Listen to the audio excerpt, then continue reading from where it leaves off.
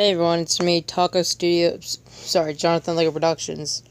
I was originally gonna not upload anything because I didn't want to overhype my series, but something important happened. Unfortunately, something important but not good.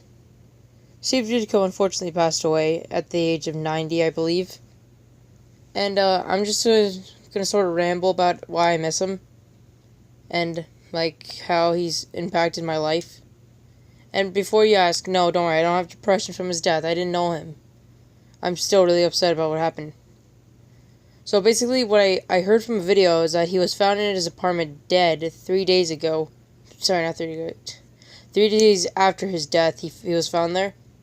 So I'm just gonna sort of ramble about why I miss him and stuff. Yeah, sorry if this video seems really unscripted, because it is. Spider-Man's been one of my favorite heroes ever since. No, my favorite hero. My favorite character of all of literature. Still freaking quote from. Yeah. He's taught me so many amazing things, like not to give up. As in the scene you saw on screen a few seconds ago. Oh, how you should manage your time. And that's one of the reasons I'm actually making a Spider-Man series, is that he's impacted my life more than anything in this world. When I was little, apparently, according to my mother, I never talked. Which, now you're probably going, oh, I hate Steve now, but hey, if you care about me, you should thank him. When I was little, apparently I was really quiet. I never talked to anyone, but then when I was little, I saw a little movie called Spider-Man 2002 from Sam Raimi, and I loved it. I remember I would always talk about it. I would always dress up in a Spider-Man costume, just run around the house. Oh, I feel bad for my parents. Yeah. And as you see, I've rebooted my series 3 times. I mean, well, one of them's still up. The other ones I deleted. Another one never even started.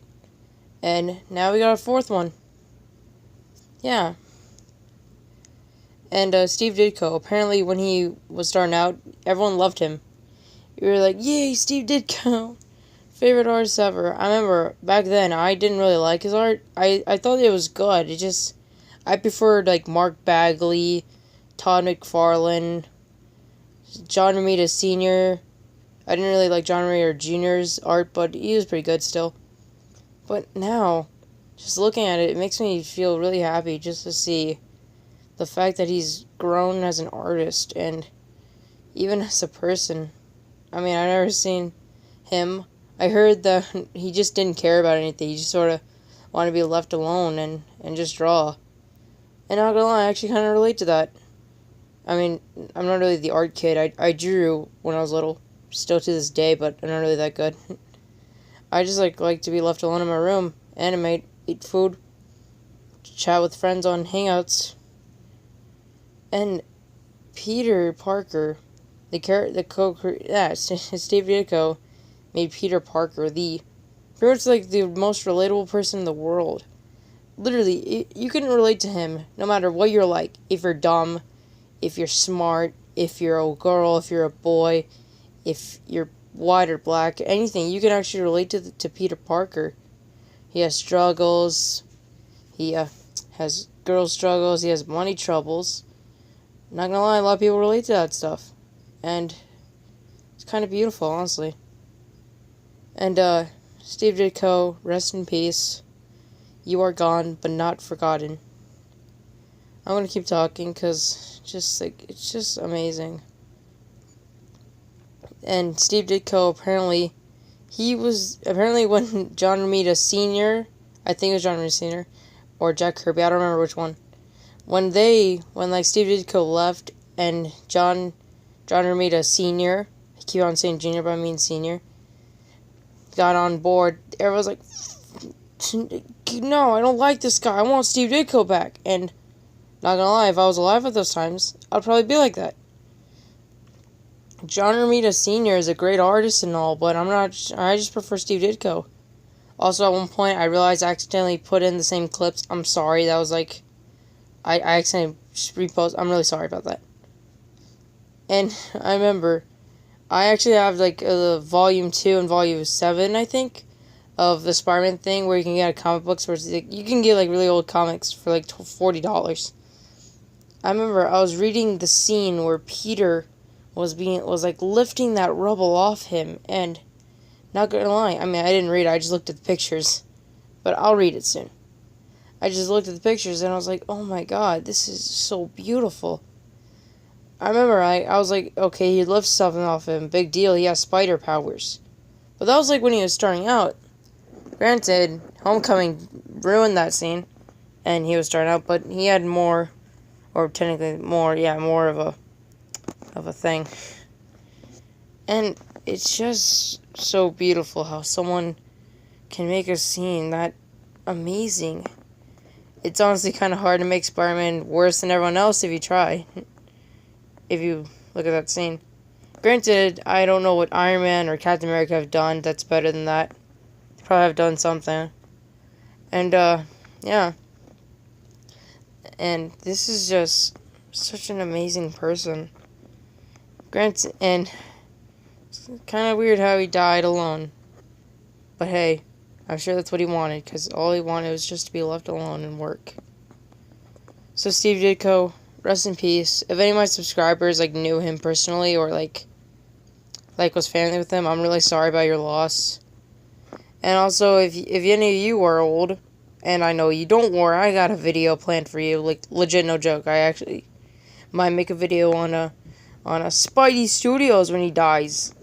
Then again, we're the same age. Well, he's older by 1 year, but whatever.